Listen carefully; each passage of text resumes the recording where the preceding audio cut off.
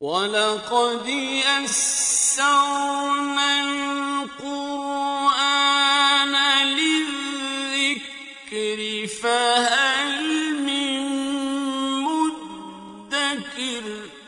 اور ہم نے قرآن کو سمجھنے کے لیے آسان کر دیا، تو کوئی ہے جو سوچے سمجھے۔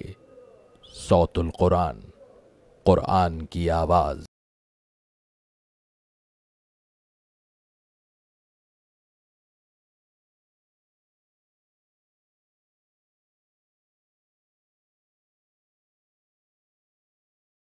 نحمده ونصلي على رسوله الكريم اما بعد فاعوذ بالله من الشيطان الرجيم بسم الله الرحمن الرحيم طاسين ميم تلك آیات الکتاب المبین صدق اللہ العظیم۔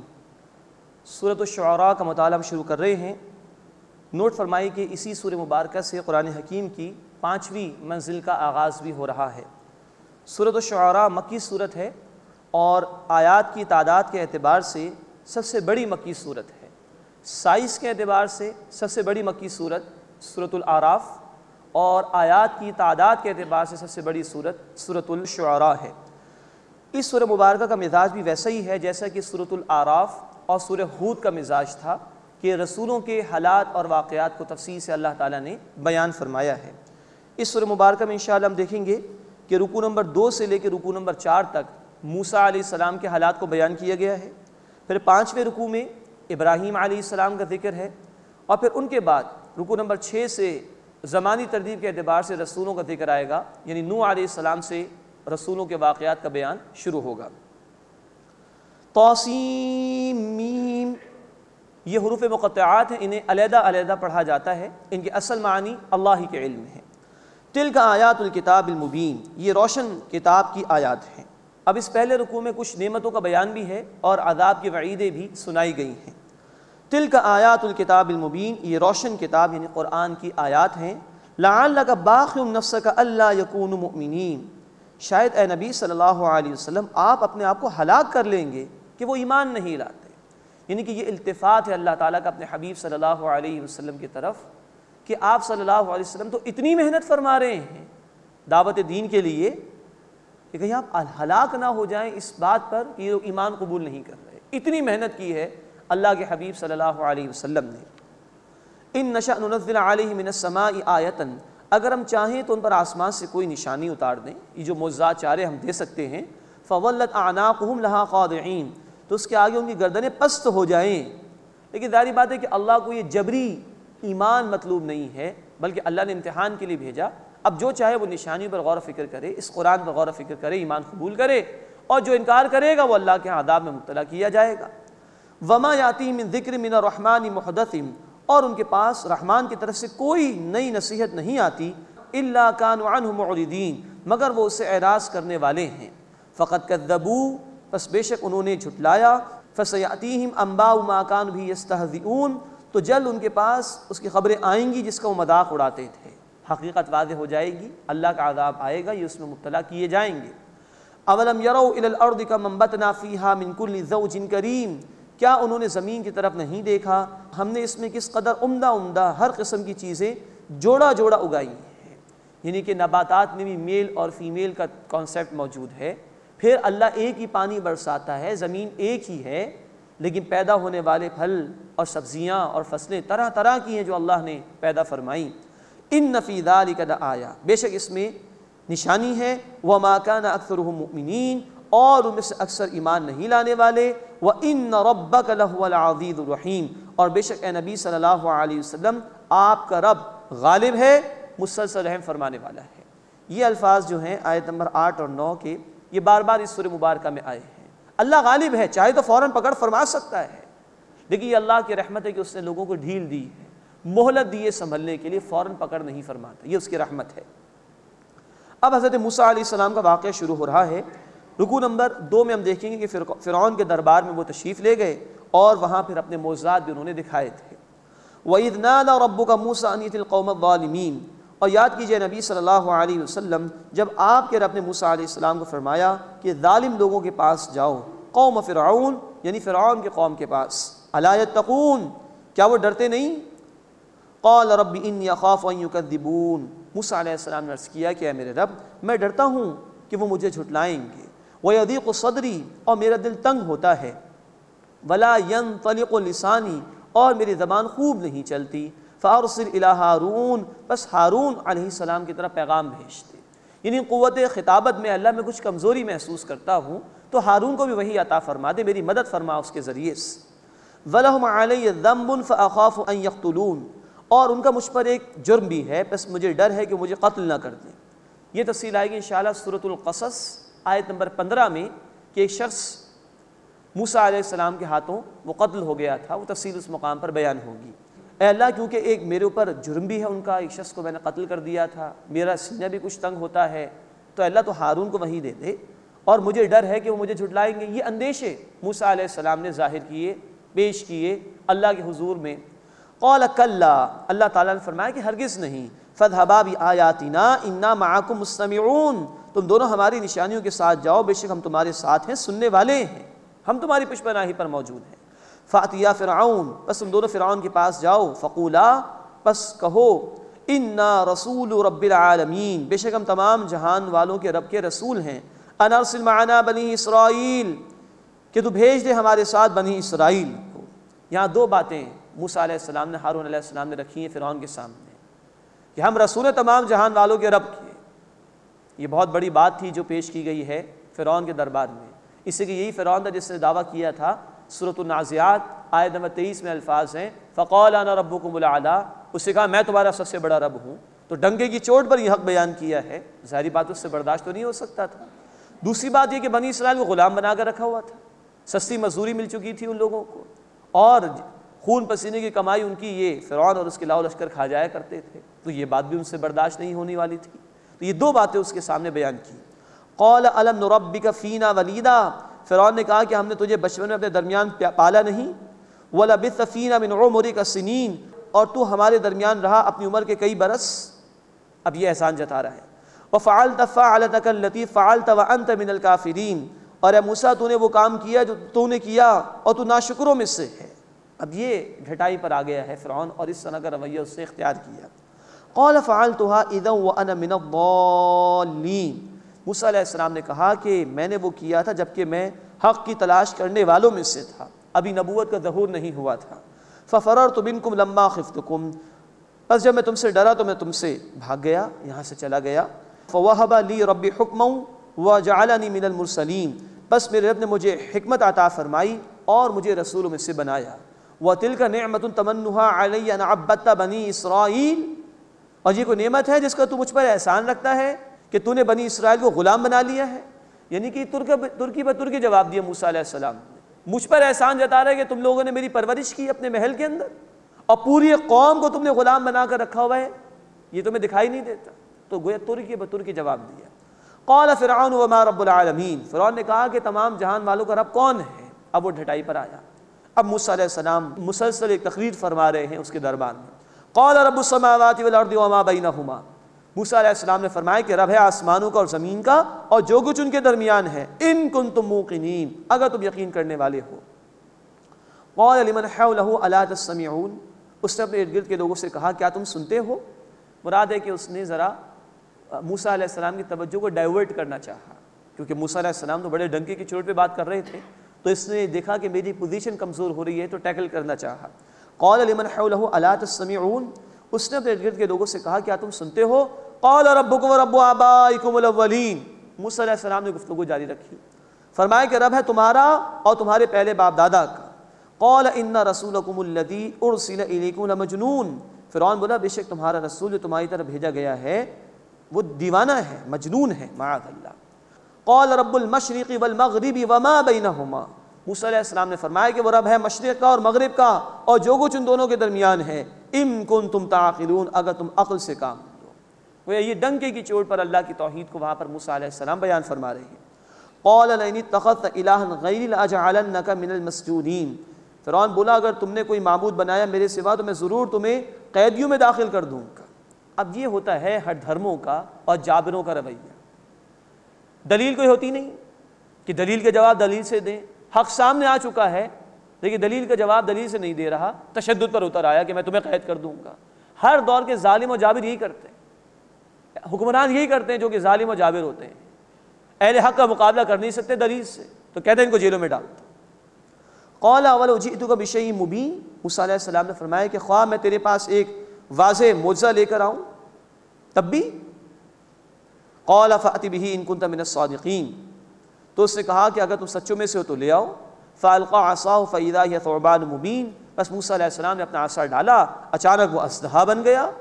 وَنَزَعَ يَدَهُ فَإِذَا هِيَ بَيْضَاءُ لِلنَّاظِرِينَ، اور انہوں نے اپنا ہاتھ نکالا تو اچانک وہ دیکھنے والوں کے لیے چمکتا ہوا ہو گیا۔ ان دو معجزات کا ذکر کئی مرتبہ قرآن حکیم میں آیا ہے۔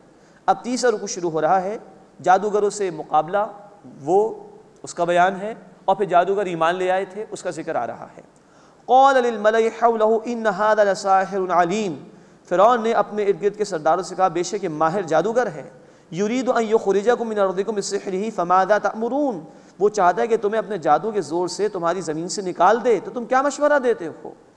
قالوا ارجہ واخاہ وابعث فی المدائن حاشرین، وہ بولے اسے اور اس کے بھائی کو مہلت دے اور شہروں میں نقیبوں کو بھیج دو، پکارنے والوں کو، جمع کرنے والوں کو۔ اب کیونکہ پوزیشن ذرا کمزور ہو رہی ہے فرعون کی، تو وہ پریشان ہو گئے کہ کیا کرے بھائی، کیسے ان کو روکے؟ اب اس کے لیے مقابلے کی تیاری۔ وبعث فی المدائن حاشرین، اور شہروں میں نقیب بھیج دے، جمع کرنے والے، یاتوک بکل سحار علیم، کہ وہ تیرے پاس تمام بڑے ماہر جادوگروں کو لے آئیں۔ فجمع السحرۃ لمیقات یوم معلوم، بس جادوگر جمع کیے گئے ایک معلوم دن، وقت مقررہ پر، دن طے تھا، وقت بھی طے تھا۔ وقیل للناس هل انتم مجتمعون، اور لوگوں سے کہا گیا کہ کیا تم جمع ہوگے، دیکھو گے معاملے کو، مقابلے کو؟ لعلنا نتبع السحرۃ ان كانوا هم الغالبین، تاکہ ہم پیروی کریں جادوگروں کی اگر وہ غالب ہوں۔ یعنی اب فرعون اور اس کے درباریوں کا سارا انحصار اس بات پر رہ گیا کہ اگر جادوگر جیت گئے تو ہم برقرار رہ سکتے ہیں اپنی حکومت پر، اور جادوگر ہار گئے تو ہم گئے کام سے۔ فلما جاء السحرۃ قالوا لفرعون، بس جب جادوگر آئے تو انہوں نے فرعون سے کہا اَإِنَّ لَنَا لَأَجْرًا إِن كُنَّا نَحْنُ الْغَالِبِينَ، کیا یقینی طور پر ہمارے لیے کوئی اجر ہوگا اگر ہم غالب آ جائیں گے؟ قال نعم، اس نے کہا ہاں ہاں۔ وَإِنَّكُمْ إِذًا لَمِنَ الْمُقَرَّبِينَ، اس وقت تم بے شک میرے مقربین میں سے ہوگے۔ قال لهم موسیٰ القوا ما انتم ملقون، موسیٰ علیہ السلام نے اس سے کہا ڈالو جو تم ڈالنے والے ہو۔ فَأَلْقَوْا حِبَالَهُمْ وَعِصِيَّهُمْ، بس انہوں نے اپنی رسیاں اور لاٹھیاں ڈالیں۔ وقال بعزت فرعون انا لنحن الغالبون، اور بولے فرعون کے اقبال کی قسم، بے شک ہم ہی غالب آنے والے ہیں۔ یعنی کہ یہ فرعون کو اپنا سب کچھ سمجھ رہے تھے تو اس کی قسم کھائی۔ فالقى موسى عصاه فاذا هي تلقف ما يأفكون، بس موسیٰ علیہ السلام نے اپنا عصا ڈالا تو اچانک نگلنے لگا اس کو جو انہوں نے جھوٹ گھڑا تھا۔ یعنی کہ یہ ایک نظر بندی تھی جو جادوگروں نے کی تھی، حقیقت میں وہ رسیاں اور لاٹھیاں ہی کچھ تھیں، دیکھنے والوں کے لیے محسوس ہو رہی تھی کہ وہ سانپ بن گئی ہیں، لیکن موسیٰ علیہ السلام نے جو ڈالا وہ جادو نہیں تھا، وہ حق تھا اللہ کی طرف سے، اس سب کو وہ کھا گیا جو انہوں نے جھوٹ پیش کیا تھا۔ فَأُلْقِيَ السَّحَرَةُ سَاجِدِينَ، بس جادوگر گرا دیے گئے سجدے میں، بے اختیار سجدے میں چلے گئے۔ اندر فطرت میں اللہ کی معرفت موجود تھی، حق دیکھا تو فطرت بیدار ہو گئی، اللہ کی معرفت شعور کی سطح پر آ گئی، قبول کر لیا حق کو۔ اس سے کہ جادوگر اپنے فن کو جانتے تھے، اس کی لمیٹیشن سے واقف تھے، جب دیکھا کہ موسیٰ علیہ السلام نے جو پیش کیا یہ جادو نہیں حق ہے تو مان گئے کہ یہ حق پیش کر رہے ہیں، قبول کر لیا۔ فَأُلْقِيَ السَّحَرَةُ سَاجِدِينَ، پس جادوگر سجدے میں گرا دیے گئے۔ قَالُوا آمَنَّا بِرَبِّ الْعَالَمِينَ، وہ بولے ہم تمام جہان والوں کے رب پر ایمان لائے، رب موسیٰ و ہارون، جو رب ہے موسیٰ اور ہارون علیہم السلام کا۔ قَالَ آمَنْتُمْ لَهُ قَبْلَ أَنْ آذَنَ لَكُمْ، فرعون نے کہا کہ تم اس پر ایمان لے آئے اس سے پہلے کہ میں تمہیں اجازت دوں۔ إِنَّهُ لَكَبِيرُكُمُ الَّذِي عَلَّمَكُمُ السِّحْرَ، بے شک وہ یقیناً تمہارا بڑا ہے جس سے تمہیں جادو سکھایا ہے۔ فَلَسَوْفَ تَعْلَمُونَ، بس تم قریب جان لو گے۔ لَأُقَطِّعَنَّ أَيْدِيَكُمْ وَأَرْجُلَكُمْ مِنْ خِلَافٍ، میں ضرور تمہارے ہاتھ پاؤں کاٹ ڈالوں گا مخالف سمت سے۔ وَلَأُصَلِّبَنَّكُمْ أَجْمَعِينَ، اور ضرور تم سب کو سولی دوں گا۔ قَالُوا لَا ضَيْرَ، انہوں نے کہا کوئی حرج نہیں ہے۔ إِنَّا إِلَىٰ رَبِّنَا مُنْقَلِبُونَ، بے شک ہم اپنے رب کی طرف لوٹ کر جانے والے ہیں۔ یہ ہے ایمان۔ غور فرمائیے، ایک دفعہ حق دیکھا ہے اور اب جان کی پرواہ بھی نہیں ہے۔ اللہ تعالی ہمیں حقیقی ایمان عطا فرمائے۔ یہ بہت بہترین مثال قرآن، جادوگر بدترین کام کرنے والوں میں سے، لیکن اندر معرفت موجود ہے۔ اللہ کے حبیب صلی اللہ علیہ وسلم نے فرمایا بخاری شریف کی حدیث میں، ہر بچہ فطرت پر پیدا ہوتا ہے، صحیح توحید پر، پھر اس کے ماں باپ بھی جو اس کو یہودی، نصرانی اور مجوسی یعنی مشرک بنا دیتے ہیں، تو فطرت اس میں اللہ کی معرفت موجود ہے۔ ہم نے سورہ نور رکوع نمبر 5 میں پڑھا تھا، ہاں باہر سے وحی آتی ہے، حق آتا ہے تو یہ نور فطرت، نور وحی مل جاتے ہیں اور ایمان مکمل ہو جاتا ہے۔ کچھ ایسے ہی یہاں پر ہوا کہ موسیٰ علیہ السلام نے جو حق پیش کیا وہ اللہ کی طرف سے تھا، اس کو دیکھ کر وہ ایمان لے آئے اور اب جان دینے کو تیار ہے لیکن حق چھوڑنے کو تیار نہیں۔ قالوا لا ضیر، وہ بولے کوئی حرج نہیں، انا الی ربنا منقلبون، بے شک ہم اپنے رب کی طرف لوٹ کر جانے والے ہیں۔ انا نطمع ان یغفر لنا ربنا خطایانا، بے شک ہم امید رکھتے ہیں کہ ہمارا رب ہمیں ہماری خطائیں بخش دے گا، ان کننا اول المؤمنین، کہ ہم پہلے ایمان لانے والے ہیں۔ اس کے بعد چوتھے رکوع کا آغاز ہو رہا ہے، اس میں آل فرعون سے نجات کا ذکر ہے جو بنی اسرائیل کو عطا کی گئی اور ان کو اللہ تعالیٰ نے زمین میں اقتدار عطا فرمایا تھا، اس کا ذکر ہے۔ وَأَوْحَيْنَا إِلَى مُوسَىٰ نَسْرِ بِعِبَادِي إِنَّكُمْ مُتَّبَعُونَ، اور ہم نے موسیٰ علیہ السلام کی طرف وحی کی کہ راتوں رات میرے بندوں کو لے کر نکل جاؤ، بے شک تمہارا پیچھا کیا جائے گا۔ فَأَرْسَلَ فِرْعَوْنُ فِي الْمَدَائِنِ حَاشِرِينَ، بس فرعون نے شہروں میں اکٹھے کرنے والے بھیج دیے۔ إِنَّ هَٰؤُلَاءِ لَشِرْذِمَةٌ قَلِيلُونَ، بے شک یہ لوگ ایک تھوڑی سی جماعت ہیں۔ وَإِنَّهُمْ لَنَا لَغَائِظُونَ، اور بے شک وہ ہمیں غصے میں لانے والے ہیں، یعنی فرعون اور اس کے لاؤ لشکر کہہ رہے ہیں بنی اسرائیل کے حوالے سے۔ وَإِنَّا لَجَمِيعٌ حَاضِرُونَ، اور بے شک ہم ایک جماعت تیار ہیں، ہم ان کے خلاف ایکشن لینے کے لیے بالکل تیار ہیں۔ فَأَخْرَجْنَاهُم مِّن جَنَّاتٍ وَعُيُونٍ، بس ہم نے انہیں نکالا باغات سے اور چشموں سے، وَكُنُوزٍ وَمَقَامٍ کریم، اور خزانوں سے اور عمدہ ٹھکانوں سے۔ كَذَلِكَ، اسی طرح، وَأَوْرَثْنَاهَا بَنِي إِسْرَائِيل، ہم نے بنی اسرائیل کو ان کا وارث بنا دیا۔ اب نوٹ فرمائیے کہ یہ انجام ہوا فرعون اور اس کے لاؤ لشکر کا۔ کہاں تو کہہ رہے تھے کہ ہم بڑی جماعت ہیں اور یہ لوگ تو بڑے کمزور لوگ، ہم ان کو مٹا دیں گے۔ اللہ نے ان کو ان کے گھروں سے نکالا اور تباہ و برباد کر دیا، دریا میں غرق کر دیا۔ اللہ اس وقت بھی علی کل شیء قدیر تھا، اللہ آج بھی علی کل شیء قدیر ہے کہ وہ ظالموں کو عذاب میں مبتلا کر سکتا ہے، اور اس طرح کر سکتا ہے کہ ان کے گھروں سے نکال دے گا اللہ ان کو، ان کے ملکوں سے نکال دے گا اللہ ان کو، اور برباد کر کے چھوڑ دے گا ان کو۔ آج بھی دنیا میں کچھ لوگ جابر ہیں، ظالم ہیں، جو دنیا کے کئی ممالک پر جا جا کر حملے کر رہے ہیں، اپنے گھروں سے نکل کر جا رہے ہیں، اور اب اللہ کی مشیت ہے کہ گھروں سے باہر نکالنے کے بعد دیگر ممالک میں اب ان کی بھی پٹائیاں ہو رہی ہیں، ان پر بھی طرح طرح کی تکالیف آ رہی ہیں۔ آج امریکہ دنیا کی سب سے زیادہ مقروض ترین حکومت بن چکا ہے۔ آج ان کی ہاں مائیں سڑکوں پر آ کر احتجاج کر رہی ہیں کہ خدا کے واسطے ہمارے بیٹوں کو واپس بلاؤ عراق اور افغانستان سے۔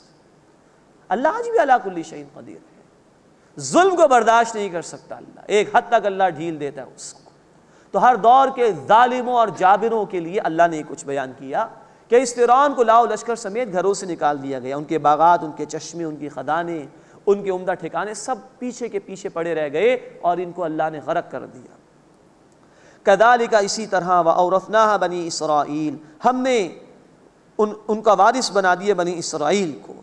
مراد یہ کہ اس وقت اللہ نے بنی اسرائیل کو نجات عطا فرمائی، اس کے بعد وہ 40 برس تک صحرا میں رہے ہیں جب انہوں نے نافرمانیاں کی، اس کے بعد اللہ نے سرزمین فلسطین میں ان کو غلبہ عطا فرمایا تھا۔ فَأَتْبَعُوهُم مُشْرِقِينَ، بس انہوں نے سورج نکلتے ہی ان کا پیچھا کیا۔ فَلَمَّا تَرَاءَ الْجَمْعَانِ، بس جب دونوں جماعتوں نے ایک دوسرے کو دیکھا، قَالَ أَصْحَابُ مُوسَىٰ إِنَّا لَمُدْرَكُونَ، تو موسیٰ علیہ السلام کے ساتھیوں نے کہا کہ بے شک ہم پکڑے گئے، ہم تو مر گئے، اب تو موت سامنے ہے، پیچھے دریا ہے اور سامنے دیکھ رہے ہیں تو فرعون کا لاؤ لشکر ہے۔ اب ایک رسول کا یقین اور ایمان دیکھیں۔ قَالَ كَلَّا، موسیٰ علیہ السلام نے فرمایا ہرگز نہیں، إِنَّ مَعِيَ رَبِّي سَيَهْدِينِ، بے شک میرا رب میرے ساتھ ہے، وہ جلد مجھے راستہ عطا فرمائے گا۔ ظاہری اسباب کے تحت دیکھیں تو دریا میں تو ڈوب جائیں گے، اور فرعون کا لاؤ لشکر وہ طاقتور ہے، برباد کر دے گا، لیکن اللہ اسباب کا پابند نہیں، اور ایمان والوں کا توکل بھی اسباب پر نہیں، مسبب الاسباب پر ہونا چاہیے۔ میرا رب میرے ساتھ ہے، یہ ہے یقین ایک رسول کا، وہ مجھے راستہ عطا فرمائے گا۔ تو دور مشکلات میں جب دین کے حوالے سے بھی مشکلات اہل ایمان پر آ رہی ہوں، وہ پریشان نہ ہوں، ان کی پشت پناہی پر اللہ ہوتا ہے، لیکن اللہ دیکھنا چاہتا ہے کہ بندوں کے دلوں میں یقین ہے کہ نہیں، پھر اللہ کی مدد آتی ہے، آزماتا ہے اللہ، اس کے بعد پھر اللہ کی مدد آتی ہے۔ فَأَوْحَيْنَا إِلَىٰ مُوسَىٰ نِضْرِبْ بِعَصَاكَ الْبَحْرَ، بس ہم نے موسیٰ علیہ السلام کی طرف وحی بھیجی کہ اپنے عصا کو دریا پر مارو، فَانْفَلَقَتْ فَكَانَ كُلُّ فِرْقٍ كَالطَّوْدِ الْعَظِيمِ، تو دریا پھٹ گیا، بس ہر حصہ بڑے پہاڑ کی طرح ہو گیا۔ نوٹ فرمائیے قرآن کے الفاظ بالکل واضح ہیں، عصا مارا دریا پر، دریا پھٹ گیا، اور ہر حصہ جو پھٹا وہ بڑے پہاڑ کی طرح ہو گیا۔ ہمارے دور میں وہ لوگ جو عقل پرست ہیں یا مغرب سے مرعوب ہیں، وہ طرح طرح کی توجیحات کرتے ہیں اور اللہ کے کلام کے ساتھ کھیلنے کی کوشش کرتے ہیں، معاذ اللہ۔ وہ کہتے ہیں صاحب یہ لو ٹائیڈ اور ہائی ٹائیڈ کا معاملہ تھا، جب لو ٹائیڈ تھی سمندر میں تو موسیٰ علیہ السلام قوم کو لے کے نکل گئے، اور جب ہائی ٹائیڈ کا معاملہ آیا تو فرعون غرق کر دیا گیا۔ انا للہ و انا الیہ راجعون۔ اللہ کے الفاظ واضح ہیں، ہر حصہ بڑے پہاڑ کی طرح ہو گیا۔ نکلے ہیں موسیٰ علیہ السلام 6 لاکھ افراد کو لے کر اس میں، اور غرق کیا گیا اسی دریا کے اندر، پھر فرعون دریا کو ملا دیا گیا تھا۔ ایسے لوگوں سے اتنا ہی عرض کرنا چاہیے کہ پھر وہ اللہ کو ماننے کا تکلف کیوں کرتے ہیں؟ اللہ علی کل شیء قدیر ہے، وہ کر سکتا ہے، یہ جب وہ کر سکتا ہے تو مانو بھائی اس کو۔ اپنی عقل کو کیوں ترجیح دینے کی کوشش کرتے ہو اللہ کے احکامات کے اوپر، اللہ کی آیات کے اوپر؟ یا پھر اللہ کو ماننے کا تکلف ہی نہ کرے تو بات ہی ختم ہو جائے گی۔ لیکن ماننا ہے تو علی کل شیء قدیر، اس کی تمام صفات کے ساتھ اس کو ماننا۔ فَانْفَلَقَ فَكَانَ كُلُّ فِرْقٍ كَالطَّوْدِ الْعَظِيمِ، تو دریا پھٹ گیا، پس ہر حصہ بڑے پہاڑ کی طرح ہو گیا۔ وَأَزْلَفْنَا ثُمَّ الْآخَرِينَ، اور ہم نے اس کی جگہ دوسروں کو قریب کر دیا، یعنی موسیٰ علیہ السلام کی قوم کو نکال کر اللہ لے گئے اور آل فرعون کو غرق کر دیا گیا۔ وَأَنْجَيْنَا مُوسَىٰ وَمَعَهُ أَجْمَعِينَ، اور ہم نے موسیٰ علیہ السلام کو جو ان کے ساتھ تھے سب کو بچا لیا۔ ثُمَّ أَغْرَقْنَا الْآخَرِينَ، پھر ہم نے دوسروں کو غرق کر دیا۔ إِنَّ فِي ذَلِكَ لَآيَةً، بے شک اس میں ایک نشانی ہے۔ وَمَا كَانَ أَكْثَرُهُم مُؤْمِنِينَ، اور ان میں سے اکثر ایمان لانے والے نہ تھے۔ وَإِنَّ رَبَّكَ لَهُوَ الْعَزِيزُ الرَّحِيمُ، اور بے شک اے نبی صلی اللہ علیہ وسلم آپ کا رب زبردست ہے، مسلسل رحم فرمانے والا ہے۔ اس کے بعد 5واں رکوع آ رہا ہے، اس میں ابراہیم علیہ السلام کا ذکر ہے اور نیک اور برے لوگوں کا بھی ذکر کیا گیا ہے۔ وَاتْلُ عَلَيْهِمْ نَبَأَ إِبْرَاهِيمَ، اور انہیں ابراہیم علیہ السلام کا واقعہ پڑھ کر سنائیے۔ اِذْ قَالَ لِأَبِيهِ وَقَوْمِهِ مَا تَعْبُدُونَ، جب انہوں نے اپنے والد اور اپنی قوم سے کہا کہ تم کس کی عبادت کرتے ہو؟ قَالُوا نَعْبُدُ أَصْنَامًا، انہوں نے کہا ہم بتوں کی عبادت کرتے ہیں۔ فَنَظَلُّ لَهَا عَاكِفِينَ، پس ہم ان کے پاس جمے بیٹھے رہتے ہیں۔ قَالَ هَلْ يَسْمَعُونَكُمْ إِذْ تَدْعُونَ، ابراہیم علیہ السلام نے فرمایا کیا وہ تمہاری سنتے ہیں جب تم انہیں پکارتے ہو؟ او ينفعونکم او یضرون، یا وہ تمہیں نفع پہنچاتے ہیں یا نقصان پہنچا سکتے ہیں؟ قالوا بل وجدنا آباءنا كذلك يفعلون، وہ بولے ہم نے اپنے باپ دادوں کو اسی طرح کرتے پایا۔ یہ اس کے سوا کوئی دلیل ہی نہیں ہوتی ایسے لوگوں کے پاس کہ جو دین کی خلاف ورزی کرتے ہیں، اللہ کے احکامات کی نافرمانی کرتے ہیں، اور بس یہ کہتے ہیں کہ باپ دادا ایسا کرتے تھے۔ یہی گمراہی رہی ہے تاریخ انسانی میں، انسانیت کی، کہ اس تقلید آبا کی وجہ سے، باپ دادا کی اندھی تقلید، کہ جب وہ نافرمان تھے یا ان کے پاس حقیقی علم موجود نہیں تھا، اسی اندھی تقلید نے ان کو برباد کیا ہے۔ ہاں اگر آبا و اجداد ایسے ہوں جیسے کہ ہمارے اسلاف اللہ کے نیک بندے، ان کی پیروی کی جائے گی، اس لیے کہ وہ اللہ اور اس کے رسول صلی اللہ علیہ وسلم کی تعلیمات پر عمل کرتے تھے۔ لیکن محض اس لیے پیروی کرنا کہ باپ دادا تھے، چاہے وہ نافرمان تھے، چاہے ان کے پاس ہدایت نہیں تھی، یہی بہت بڑی گمراہی ہے جو پھر حق کے راستے میں رکاوٹ بن جاتی ہے۔ قال فرأيتم ما كنتم تعبدون، ابراہیم علیہ السلام نے کہا بس کیا تم نے دیکھا تم کس کی عبادت کرتے ہو؟ انتم وآباؤکم الاقدمون، تم و تمہارے باپ دادا، فإنهم عدو لی الا رب العالمین، تو بے شک وہ میرے دشمن ہیں سوائے تمام جہان والوں کے رب کے، کہ میں تو اس ایک اللہ کی عبادت کرتا ہوں اور تمہارے جھوٹے معبود تو میرے دشمن ہیں۔ الذی خلقنی فہو یہدین، وہ اللہ، وہ رب کہ جس سے مجھے پیدا فرمایا بس وہی مجھے ہدایت دیتا ہے۔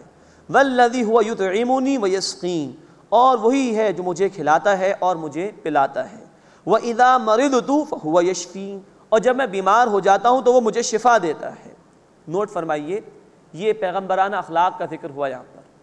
ابراہیم علیہ السلام نے یہ نہیں کہا کہ جب وہ مجھے بیمار کرتا ہے تو شفا دے دیتا ہے، نہیں، حالانکہ بیماری بھی اللہ ہی کی طرف سے آتی ہے، شفا بھی اللہ ہی کی طرف سے آتی ہے، لیکن یہ جو نقص، یہ کمی والی بات تھی، اس کو ابراہیم علیہ السلام نے اپنی طرف منسوب کیا، یہ عاجزی ہے جو انہوں نے پیش کی۔ وَإِذَا مَرِضْتُ فَهُوَ يَشْفِينِ، اور جب میں بیمار ہو جاتا ہوں تو وہ مجھے شفا دیتا ہے۔ وَالَّذِي يُمِيتُنِي ثُمَّ يُحْيِينِ، اور وہی ہے جو مجھے موت دے گا پھر مجھے دوبارہ زندگی عطا فرمائے گا۔ وَالَّذِي أَطْمَعُ أَن يَغْفِرَ لِي خَطِيئَتِي يَوْمَ الدِّينِ، اور وہ جس سے میں امید رکھتا ہوں کہ مجھے روز قیامت میری خطائیں بخش دے گا۔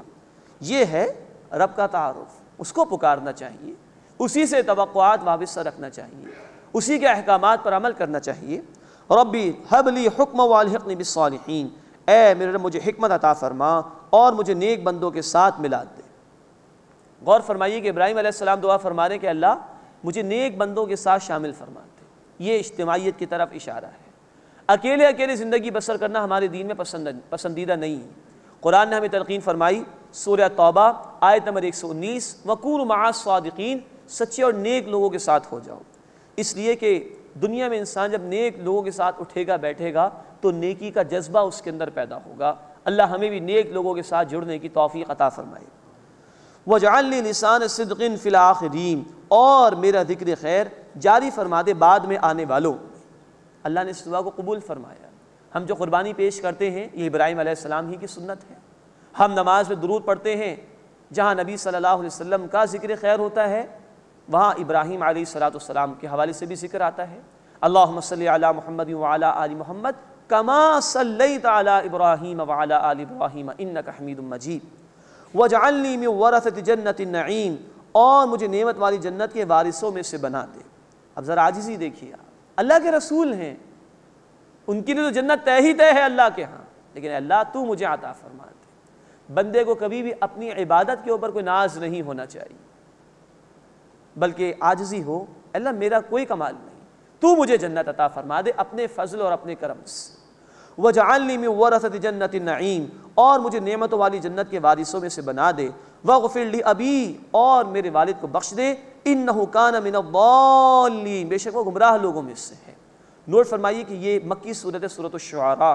ابراہیم علیہ السلام دعا کرتے تھے اپنے والد کے لیے، لیکن جب واضح ہو گیا تھا کہ باپ مشرک ہی ہے تو دعا کرنا ترک کر دی تھی۔ یہ بات آ چکی ہے سورہ التوبہ آیت نمبر 114 میں کہ جب معلوم ہو گیا کہ باپ شرک پر ہی مصر ہے تو ابراہیم علیہ السلام نے اپنے والد کے لیے توبہ کرنا، دعا کرنا چھوڑ دیا تھا، بخشش مانگنا چھوڑ دیا تھا۔ وَلَا تُخْزِنِي يَوْمَ يُبْعَثُونَ، اور مجھے اسے رسوا نہ کیجیو اے اللہ جب سب لوگ اٹھائے جائیں گے۔ یوم لا ينفع مال ولا بنون، جس دن نہ کام آئے گا مال اور نہ ہی بیٹے۔ یہ ہے اصل مسئلہ۔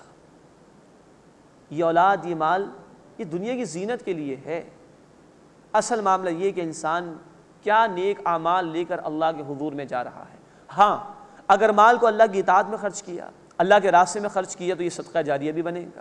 اولاد نیک ہے تو یہ بھی صدقہ جاریہ بنے گی اپنے والدین کے لیے، یہ چیز تو کام آ سکتی ہے، لیکن ادروائز محض مال اور اولاد کچھ کام آنے والا نہیں۔ ہر ایک کو اپنا جواب خود دینا ہوگا۔ سورہ مریم آیت نمبر 95، وَكُلُّهُمْ آتِيهِ يَوْمَ الْقِيَامَةِ فَرْدًا، ہر ایک کو اپنا جواب خود ہی دینا ہوگا، اکیلے اکیلے۔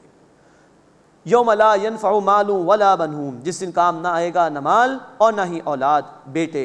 الا من اتى اللہ بقلب سلیم، سوائے اس کے جو قلب سلیم لے کر آیا ہو۔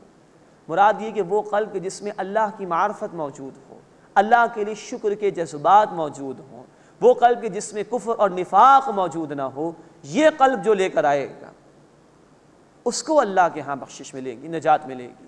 اور یہی وہ قلب ہے کہ جس میں جب اللہ کی معرفت اور احسان مندی کے جذبات ہوں تو عمل بھی بندے کا درست ہوتا ہے۔ اللہ ہمیں قلب سلیم عطا فرمائے۔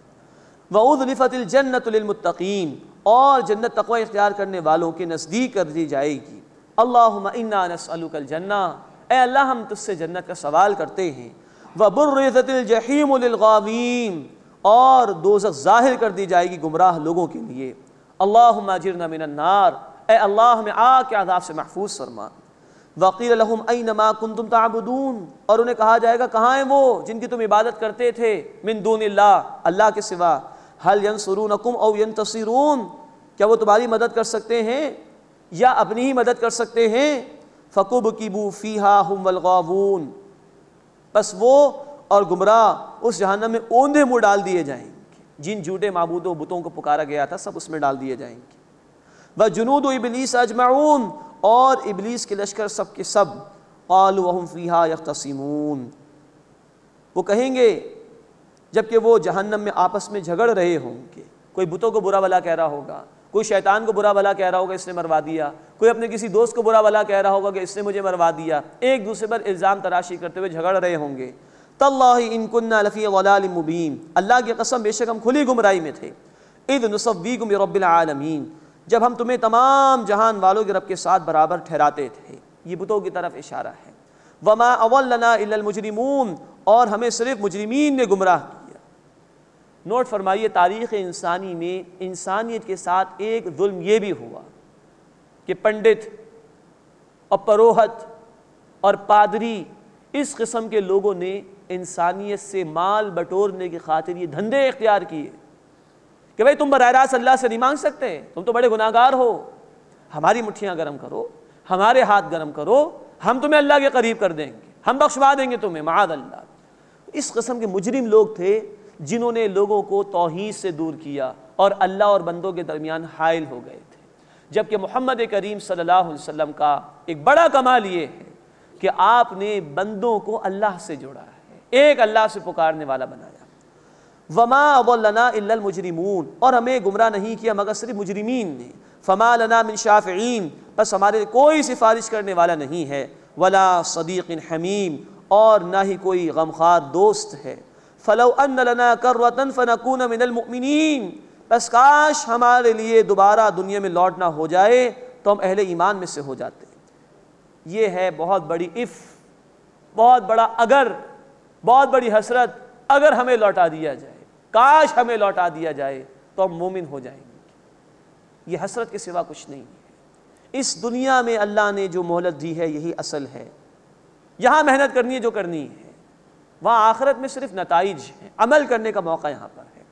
اللہ ہمیں ہماری آنکھوں کے بند ہونے سے پہلے آخرت کی اصل زندگی کی تیاری کی توفیق عطا فرمائے۔ ان فی ذلک لآیہ، بے شک اس میں نشانی ہے، وما کان اکثرهم مؤمنین، اور ان میں سے اکثر ایمان لانے والے نہیں۔ وان ربک لہو العزیز الرحیم، اور بے شک نبی صلی اللہ علیہ وسلم آپ کا رب زبردست ہے، غالب ہے، انتہائی رحم فرمانے والا ہے۔ اب موسیٰ علیہ السلام اور ابراہیم علیہ السلام کا ذکر مکمل ہوا، اب رسولوں کے حالات بیان ہو رہے ہیں زمانی ترتیب کے اعتبار سے۔ چھٹے رکوع میں نوح علیہ السلام کا ذکر آ رہا ہے۔ کذبت قوم نوح المرسلین، نوح علیہ السلام کی قوم نے رسولوں کو جھٹلایا۔ اذ قال لهم اخوهم نوح الا تتقون، جبکہ ان کے بھائی نوح علیہ السلام نے ان سے کہا کیا تم ڈرتے نہیں ہو؟ دو باتیں نوٹ فرمائیے، کہا گیا کہ انہوں نے رسولوں کو جھٹلایا، رسول تو ایک ہی تھے نوح علیہ السلام، کسی ایک رسول کو جھٹلانا اللہ کے تمام رسولوں کو جھٹلانے کے برابر ہے۔ اسی کے تمام رسولوں کو اللہ نے بھیجا، ایک رسول کا انکار اللہ کی اس اتھارٹی کا انکار ہے جس کی بنیاد پر اللہ رسولوں کو بھیجتا ہے، تو ایک کا انکار کیا تو گویا تمام رسولوں کا انکار کر دیا۔ دوسری بات فرمایا کہ ان کے بھائی نے ان سے کہا، یہ بڑا خوبصورت انداز بھی ہے اور اللہ کی حکمت بھی کہ قوموں کی طرف جب رسولوں کو بھیجا گیا تو وہ رسول ان کی قوم میں سے ہی ہوتے تھے تاکہ لوگوں کے لیے قبول کرنا آسان ہو جائے۔ اذ قال لهم اخوهم نوح الا تتقون، جبکہ ان کے بھائی نوح علیہ السلام نے ان سے کہا کیا تم ڈرتے نہیں؟ انی لکم رسول امین، بے شک میں تمہارے لیے امانت دار رسول ہوں۔ نوٹ فرمائیے کہ دیگر رسولوں کے حالات کے بیان میں بھی یہ الفاظ آئیں گے، رسول امین، امانت دار رسول۔ یہ امانت ایک بندہ مومن کی بہت بنیادی صفت ہے، اور جو لوگ دین کی دعوت کا کام کرنا چاہتے ہیں ان کی دعوت کے لیے ان کے کردار کی درستگی بہت اہم ہے۔ تو رسولوں نے کہا، نوح علیہ السلام نے بھی کہا امین، میں امانت دار رسول ہوں، میرا کردار دیکھو، کوئی داغ ہے اس پر؟ میں نے کبھی جھوٹ بولا، کبھی وعدہ خلافی کی، کبھی تمہارا برا چاہا؟ تو کیا ممکن ہے کہ میں اللہ کے اوپر جھوٹ باندھوں، اللہ کے حوالے سے تمہیں دھوکے میں رکھوں؟ معاذ اللہ۔ انی لکم رسول امین، بے شک میں تمہارے لیے امانت دار رسول ہوں۔ فاتقوا اللہ واطیعون، بس اللہ کا تقوی اختیار کرو اور میری اطاعت کرو۔ نوٹ فرمائیے، اللہ کا تقوی اس کے معنی اپنے آپ کو اللہ کی نافرمانی سے بچانا، اور ہر رسول نے کہا میری اطاعت کرو۔ اطاعت اصلاً اللہ کی ہے، عملاً ہوتی ہے رسول کی۔ چنانچہ سورۃ النساء آیت نمبر 80 میں کہا گیا من یطع الرسول فقد اطاع اللہ، جس سے رسول صلی اللہ علیہ وسلم کی اطاعت کی اسی نے اللہ کی اطاعت کی۔ تو ہر رسول نے اپنی اطاعت کا حکم دیا اور وہ اطاعت ہی اصلاً اللہ کی اطاعت ہوتی ہے۔ فاتقوا اللہ واطیعون، بس اللہ کا تقوی اختیار کرو اور میری اطاعت کرو۔ وما اسألکم علیہ من اجر، اور میں اس پر تم سے کوئی اجر نہیں مانگتا۔ ان اجری الا علی رب العالمین، میرا اجر تو صرف اللہ پر ہے جو تمام جہان والوں کا رب ہے۔ یہ ہے پرخلوص دعوت رسولوں کی، کوئی دنیاوی مفاد نہیں، میرا اجر اللہ کے ہاں محفوظ۔ ہر داعی دین کا بھی طرز عمل یہی ہونا چاہیے، میرا اجر اللہ کے ہاں محفوظ ہے، مجھے دنیا نہیں چاہیے، مجھے تمہاری واہ نہیں چاہیے، مجھے مال و اسباب نہیں چاہیے، میرا اجر اللہ کے پاس۔ فاتقوا اللہ واطیعون، بس اللہ کا تقوی اختیار کرو اور میری اطاعت کرو۔ قالوا انؤمن لک واتبعک الارذلون، انہوں نے کہا کہ ہم تمہاری بات مان لیں جبکہ تمہاری پیروی ہمارے ہاں کے گھٹیا لوگوں نے کی ہے۔ معاذ اللہ، یہ ہر دور کے نافرمانوں کا رویہ رہا کہ جب بھی کچھ غریب لوگ آگے بڑھ کر دعوت حق کو قبول کرتے ہیں تو مالدار لوگ مذاق اڑانا شروع کر دیتے ہیں۔ یہی بات نوح علیہ السلام کی قوم کے مالدار لوگوں نے کی کہ بھائی تمہاری پیروی کرنے والے تو ہمارے معاشرے کے گئے گزرے لوگ ہیں، اگر تم اتنے اچھے ہوتے تو ہم امیر تمہاری پیروی کرتے۔ ہر دور میں حق اور باطل کی کشمکش جاری رہتی ہے، ہر دور میں یہ الفاظ سننے کو ملتے ہیں۔ یہی مالدار طبقہ کہ ظالمانہ اور جابرانہ نظام کے ساتھ جس کے مفادات وابستہ ہوتے ہیں، یہی سب سے آگے بڑھ کر حق کے راستے کی مخالفت کرتا ہے اور حق کو مٹانے کی کوشش کرتا ہے، اور جو غریب لوگ آگے بڑھ کر قبول کرتے ہیں، پسے ہوئے لوگ ہوتے ہیں، یہی پسے ہوئے لوگ سب سے پہلے آگے بڑھتے اس لیے کہ اللہ کی طرف سے آئی ہوئی دعوت وہ حق پر مبنی ہوتی ہے، اس کے نتیجے میں ظلم کا خاتمہ ہوتا ہے، اس لیے مظلوم لوگ آگے بڑھ کر قبول کرتے ہیں۔ لیکن جب یہ مظلوم آگے بڑھتے ہیں تو امیر طبقہ جو ہے وہ ان کی مخالفت کرتا ہے اور کہتا ہے کہ ہمارے معاشرے کے گئے گزرے لوگ ہیں جنہوں نے تمہاری پیروی کی ہے۔ قال وما علمی بما كانوا يعملون، نوح علیہ السلام نے فرمایا کہ مجھے کیا خبر وہ کیا کام کرتے ہیں، یعنی ان کے اعمال کی قدر و قیمت اللہ کے علم میں ہے، میں انہیں اپنے پاس سے ہٹا نہیں سکتا۔ ان حسابهم الا علی ربی لو تشعرون، ان کا حساب صرف میرے رب پر ہے اگر تم سمجھو۔ وما انا بطارد المؤمنین، اور میں اہل ایمان کو اپنے پاس سے دور کرنے والا نہیں ہوں، یہ میرے ساتھی ہیں، ایمان کی بنیاد پر میرے ساتھی ہیں، میں ان کو اپنے سے دور نہیں کر سکتا۔ ان انا الا نذیر مبین، بے شک میں تو صاف صاف طور پر خبردار کرنے والا ہوں۔ قالوا لئن لم تنتہ یا نوح لتکونن من المرجومین، انہوں نے کہا کہ اے نوح اگر تم باز نہ آئے تو ضرور سنگسار کر دیے جاؤ گے۔ قال رب ان قومی کذبون، نوح علیہ السلام نے دعا کی اے میرے رب بے شک میری قوم نے مجھے جھٹلایا، فافتح بینی وبینہم فتحا، بس میرے اور ان کے درمیان ایک کھلا فیصلہ فرما دے۔ ونجنی ومن معی من المؤمنین، اور مجھے نجات عطا فرما اور انہیں بھی جو میرے ساتھی ہیں ایمان والے۔ فانجیناہ ومن معہ فی الفلک المشحون، تو ہم نے انہیں اور جو ان کے ساتھ بھری ہوئی کشتی میں سوار تھے نجات عطا فرما دی۔ ثم اغرقنا بعد الباقین، پھر ہم نے ان کے بعد باقیوں کو غرق کر دیا۔ ان فی ذلک لآیہ، بے شک اس میں ایک نشانی ہے۔ وما کان اکثرهم مؤمنین، اور ان میں سے اکثر ایمان لانے والے نہ تھے۔ وان ربک لہو العزیز الرحیم، اور بے شک اے نبی صلی اللہ علیہ وسلم آپ کا رب زبردست ہے، بہت رحم فرمانے والا ہے۔ اس کے بعد اس سورہ مبارکہ کا 7واں رکوع شروع ہو رہا ہے جس میں قوم عاد کا ذکر ہے جن کی طرف ہود علیہ السلام کو بھیجا گیا تھا۔ کذبت عاد المرسلین، قوم عاد نے رسولوں کو جھٹلایا۔ اذ قال لهم اخوهم ہود الا تتقون، جب ان سے ان کے بھائی ہود علیہ السلام نے کہا کیا تم ڈرتے نہیں؟ انی لکم رسول امین، بے شک میں تمہارے لیے ایک امانت دار رسول ہوں۔ فاتقوا اللہ، بس اللہ کا تقوی اختیار کرو۔ واطیعون، اور میری اطاعت کرو۔ وما اسألکم علیہ من اجر، اور میں تم سے اس پر کوئی اجر نہیں مانگتا۔ ان اجری الا علی رب العالمین، میرا اجر تو اس پر ہے یعنی اللہ پر جو تمام جہان والوں کا رب ہے۔ اتبنون بکل ریع آیۃ تعبثون، کیا تم ہر بلندی پر بلا ضرورت ایک نشانی تعمیر کرتے ہو؟ وتتخذون مصانع لعلکم تخلدون، اور تم بناتے ہو مضبوط شاندار محل کہ شاید تم ہمیشہ رہو گے۔ اس قوم کو اللہ نے بڑا نوازا تھا، پہاڑوں کے اندر بھی یہ انجینئرنگ کر کے محلات وغیرہ بنا لیا کرتے تھے۔ کہا جا رہا ہے کہ تم ہر جگہ بلا ضرورت نشانیاں بناتے ہو، جب بھی قوموں میں زوال آتا ہے تو حق سے دور ہو جاتے ہیں لوگ، اللہ کی اطاعت سے دور ہو جاتے ہیں، اور فضولیات میں بڑا پیسہ خرچ ہوتا ہے۔ یادگاریں بنا دو، بڑی بڑی بلڈنگیں بنا دو، فلاں کے نام سے موسوم کر دو، ایک طرف پوری قوم کا اکثر حصہ غربت کی سطح سے بھی نیچے زندگی بسر کر رہا ہوتا ہے، قوم مقروض ہوتی ہے، اور دوسری طرف یہ ہے کہ بڑی بڑی بلڈنگیں بن رہی ہیں بلا ضرورت، نشانیاں بنائی جا رہی ہیں بلا ضرورت، اور جو ہے وہ بڑے بڑے محلات بنائے جا رہے ہیں، گویا کہ لگتا ہے کہ شاید مر کے کبھی جانا نہیں ہے۔ اینڈ رزلٹ کیا ہے انسان کا؟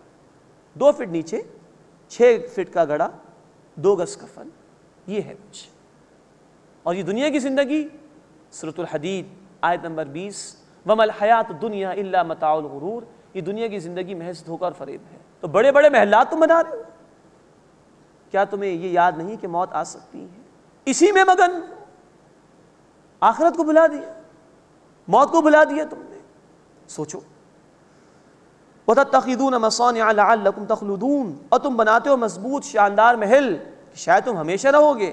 وَإِذَا بَطَشْتُمْ بَطَشْتُمْ جَبَّارِينَ، اور جب تم کسی پر گرفت کرتے ہو تو جابر بن کر گرفت کرتے ہو۔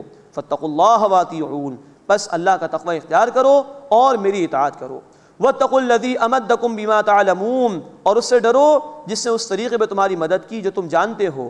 أَمَدَّكُم بِأَنْعَامٍ وَبَنِينَ، یعنی مویشیوں اور بیٹوں سے تمہاری مدد فرمائی۔ وَجَنَّاتٍ وَعُيُونٍ، اور باغات اور چشموں سے۔ إِنِّي أَخَافُ عَلَيْكُمْ عَذَابَ يَوْمٍ عَظِيمٍ، بے شک میں تم پر ایک بڑے دن کے عذاب سے ڈرتا ہوں۔ قالوا، انہوں نے کہا، سواء علینا، برابر ہے ہم پر، اوعظت ام لم تکن من الواعظین، خواہ تم ہمیں نصیحت کرو یا نصیحت کرنے والوں میں سے نہ ہو۔ ان ھذا الا خلق الاولین، یہ کچھ بھی نہیں ہے مگر پچھلے لوگوں کی باتیں ہیں۔ وما نحن بمعذبین، اور ہم عذاب دیے جانے والوں میں سے نہیں ہیں۔ فکذبوا، تو انہوں نے ان کو جھٹلایا۔ فاہلکناہم، بس ہم نے انہیں ہلاک کر دیا۔ ان فی ذلک لآیہ، بے شک اس میں ایک نشانی ہے۔ وما کان اکثرهم مؤمنین، اور ان میں سے اکثر ایمان لانے والے نہ تھے۔ وان ربک لہو العزیز الرحیم، اور بے شک اے نبی صلی اللہ علیہ وسلم آپ کا رب غالب ہے، زبردست ہے، نہایت رحم فرمانے والا ہے۔ اس کے بعد اس سورہ مبارکہ کا 8واں رکوع شروع ہو رہا ہے۔ صالح علیہ السلام کا ذکر آ رہا ہے جن کو قوم سمود کی طرف بھیجا گیا تھا۔ کذبت ثمود المرسلین، قوم سمود نے رسولوں کو جھٹلایا۔ اذ قال لهم اخوهم صالح الا تتقون، جب ان سے ان کے بھائی صالح علیہ السلام نے کہا کیا تم ڈرتے نہیں؟ انی لکم رسول امین، بے شک میں تمہارے لیے امانت دار رسول ہوں۔ فاتقوا اللہ، بس اللہ کا تقوی اختیار کرو۔ واطیعون، اور میری اطاعت کرو۔ وما اسألکم علیہ من اجر، اور میں تم سے اس پر کوئی اجر نہیں مانگتا۔ ان اجری الا علی رب العالمین، میرا اجر تو اس پر ہے، یعنی اللہ پر جو تمام جہان والوں کا رب ہے۔ اتترکون فیما ہاہنا آمنین، کیا تم یہاں کی چیزوں میں بے فکر چھوڑ دیے جاؤ گے؟ فی جنات وعیون، باغات و چشموں میں، وزروع ونخل طلعها حضیم، اور کھیتوں میں، اور نرم و نازک خوشو والی کھجوروں میں۔ وتنحتون من الجبال بیوتا فارہین، اور تم بڑے فخری انداز سے پہاڑوں سے گھر تراشتے ہو۔ اب یہ ان کو ڈرایا جا رہا ہے، کیا یوں ہی چھوڑ دیے جاؤ گے؟ کیا اللہ کا عذاب نہیں آ سکتا؟ اسی طرح ان لوگوں کو بھی غور کرنا چاہیے کہ آج دنیا کے مختلف ممالک میں، علاقوں میں اللہ کی طرف سے عذاب آ رہے ہیں، لیکن وہ نافرمانیوں کو نہیں چھوڑ رہے۔ کہیں زلزلہ آ گیا، کہیں طوفان آ گیا، تو باقی لوگوں کو بے خوف نہیں ہونا چاہیے، انہیں ڈرنا چاہیے کہ ہم بھی لے جا سکتے ہیں، ہم پر بھی موت آ سکتی ہے، تو ڈرنا چاہیے۔ یہی کچھ قوم ثمود سے بھی کہا گیا۔ وَتَنْحِتُونَ مِنَ الْجِبَالِ بُيُوتًا فَارِهِينَ، اور تم فخری انداز سے پہاڑوں سے گھر تراشتے ہو۔ فَاتَّقُوا اللَّهَ وَأَطِيعُونَ، بس اللہ کا تقوی اختیار کرو اور میری اطاعت کرو۔ وَلَا تُطِيعُوا أَمْرَ الْمُسْرِفِينَ، اور حد سے بڑھ جانے والوں کا کہا نہ مانو۔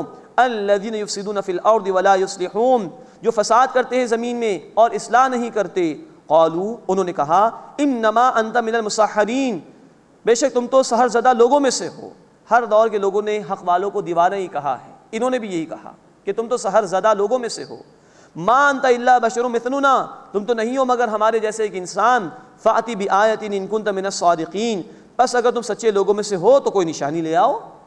قال هذه ناقۃ، صالح علیہ السلام نے فرمایا کہ یہ اونٹنی ہے، لہا شرب ولکم شرب یوم معلوم، ایک معین دن اس کے لیے پانی پینے کی باری ہے اور ایک دن تمہارے لیے پانی پینے کی باری ہے۔ یہ اونٹنی پانی پیے گی ایک دن، اور ایک دن تمہاری باری ہوگی خود پینا اور اپنے جانوروں کو پلانا۔ وَلَا تَمَسُّوهَا بِسُوءٍ، اور اسے برائی کے ارادے سے ہاتھ نہ لگانا۔ فَيَأْخُذَكُمْ عَذَابُ يَوْمٍ عَظِيمٍ، تو تم پر آ جائے گا ایک بڑے دن کا عذاب۔ فَعَقَرُوهَا فَأَصْبَحُوا نَادِمِينَ، تو انہوں نے اس کی ٹانگیں کاٹ ڈالی۔ عقر کے معنی ہوتے ٹانگوں کو کاٹ دینا، مراد ہلاک کر دیا، وہ چلنے پھرنے کے قابل نہیں رہی۔ فعقروها پس انہوں نے اس اونٹنی کو ہلاک کر دیا، فاصبحوا نادمین پس وہ نادم ہو کر رہ گئے، فاخذهم العذاب پھر انہیں عذاب نے آ پکڑا، ان فی ذلک لآیہ بے شک اس میں ایک نشانی ہے، وما کان اکثر المؤمنین اور ان میں سے اکثر ایمان لانے والے نہیں تھے، وان ربک لہو العزیز الرحیم اور اے نبی صلی اللہ علیہ وسلم بے شک آپ کا رب غالب ہے، زبردست ہے، رحم فرمانے والا ہے۔ بارک اللہ لی ولکم فی القرآن العظیم ونفعنی وإیاکم بالآیات والذکر الحکیم۔